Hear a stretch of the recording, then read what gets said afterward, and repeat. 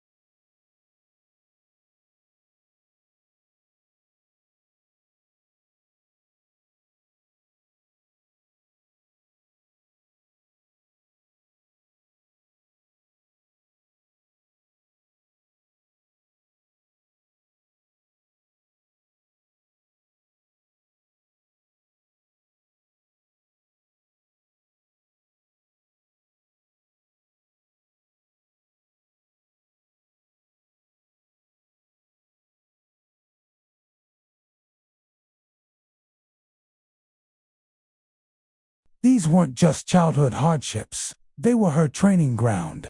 The forgotten princess was quietly forging the skills that would one day make her one of England's greatest monarchs. To understand Elizabeth's fall from grace, we must look at her mother's terrifying downfall. Anne Boleyn's fall from the king's favor was orchestrated with chilling precision by Thomas Cromwell, Henry's brilliant but ruthless chief minister.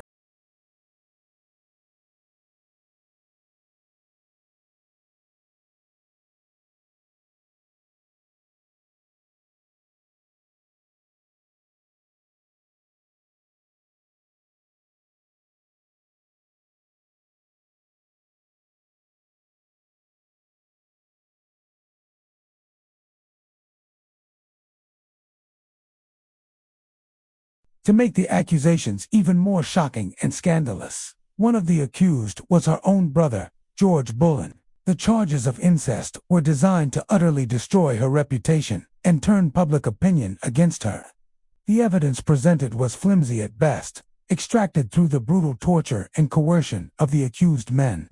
Their testimonies were contradictory, filled with absurdities, and changed under duress.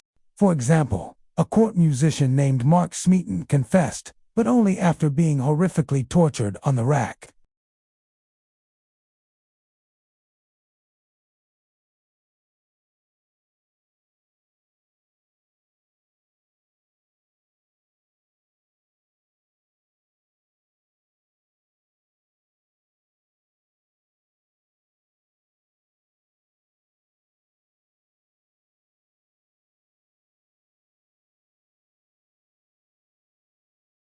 One day, she was a princess.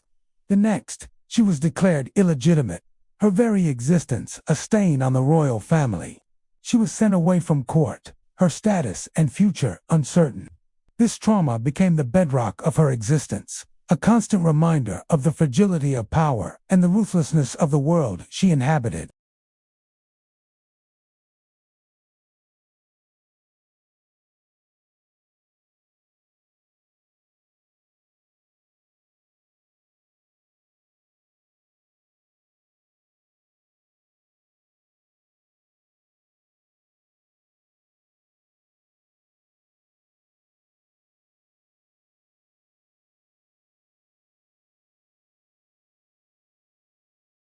It allowed her to grow up away from the direct, suffocating glare of the court, giving her space to develop her formidable intellect and iron will.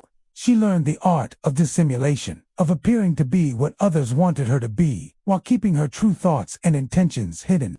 This was a survival skill she would use throughout her life, especially during the reigns of her half-siblings, Edward VI and Mary I. Under Edward, her Protestant brother, she thrived academically, but under her Catholic half-sister, Bloody Mary, she faced mortal danger. Mary, daughter of Catherine of Aragon, saw Elizabeth as a threat. As a Protestant and the daughter of the woman who had replaced her own mother, Elizabeth was the natural figurehead for any rebellion against Mary's Catholic rule. During Wyatt's rebellion, a plot to overthrow Queen Mary, Elizabeth was implicated, arrested, and imprisoned in the Tower of London, the same grim fortress where her mother had met her end.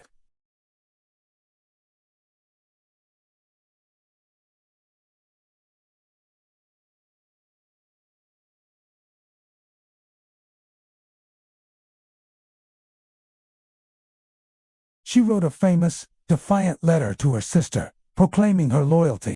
Ultimately, there was not enough concrete evidence to convict her, and executing a popular princess without solid proof was a risk even Mary was unwilling to take. After months of imprisonment in the Tower and then under house arrest, she was eventually released, but she was never truly safe. These harrowing experiences solidified her character.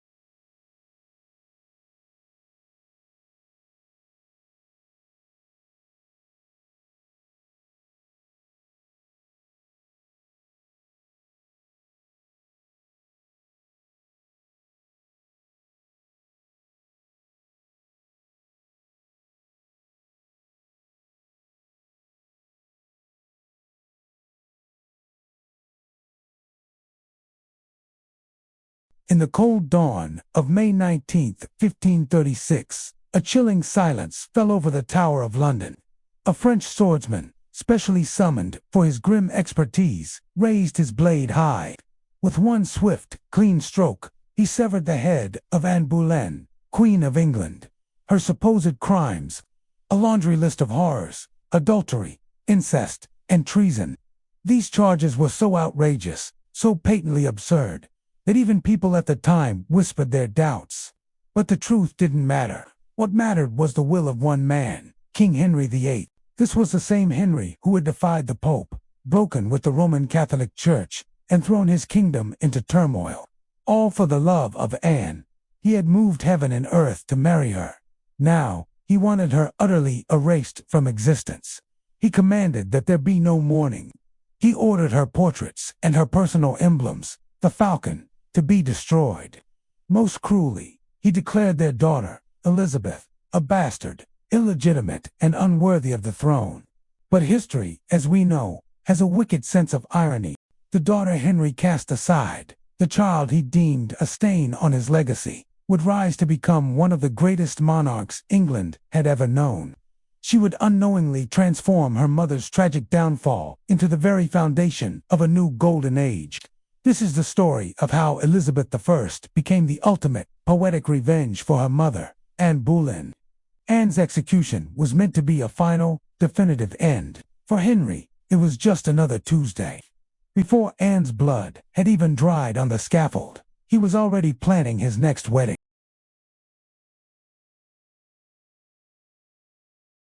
The message to the court and to the world was brutally clear. Anne Boleyn was a mistake. A temporary insanity, a wicked temptress who had lured a good king astray. That chapter was now slammed shut. But history isn't written just by kings and their proclamations. In a nursery at Hatfield House, a small 2-year-old girl with striking auburn hair, and her mother's dark, intelligent eyes represented a truth that Henry could never fully erase. This was Elizabeth. She carried her mother's bloodline, but she also carried her spirit, her formidable intelligence, and a steely determination that would one day stun the world. Henry could strip his daughter of her title, Princess of Wales. He could declare her illegitimate in the eyes of the law.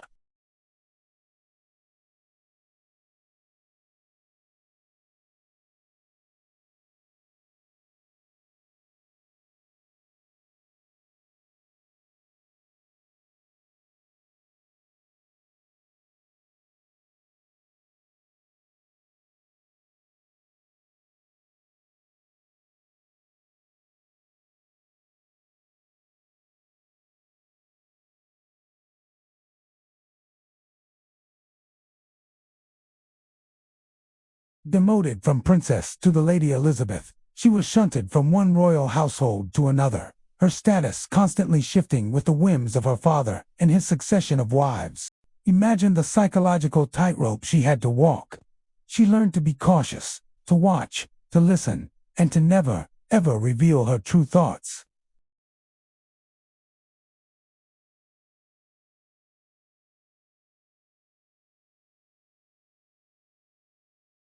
Her governess, Cat Ashley, was a constant, nurturing presence.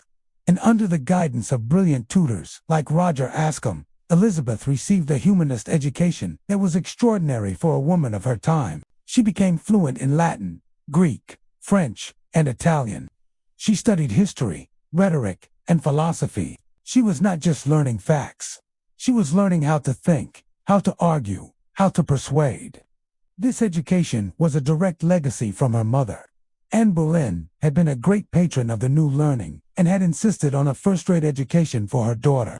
This intellectual armory would become Elizabeth's greatest weapon. When her father, Henry VIII, finally died, Elizabeth's life became even more precarious. Her younger half-brother, Edward VI, a devout Protestant, ascended the throne. This was a brief period of relative stability for Elizabeth. But Edward was a sickly boy, and his death in 1553 plunged the kingdom into a crisis. The throne was briefly seized by Lady Jane Grey. But soon, Elizabeth's older half-sister Mary took power, and with Mary's reign came the fire. Bloody Mary, as she would become known, was a fervent Catholic, determined to reverse her father's Reformation and return England to the Roman fold.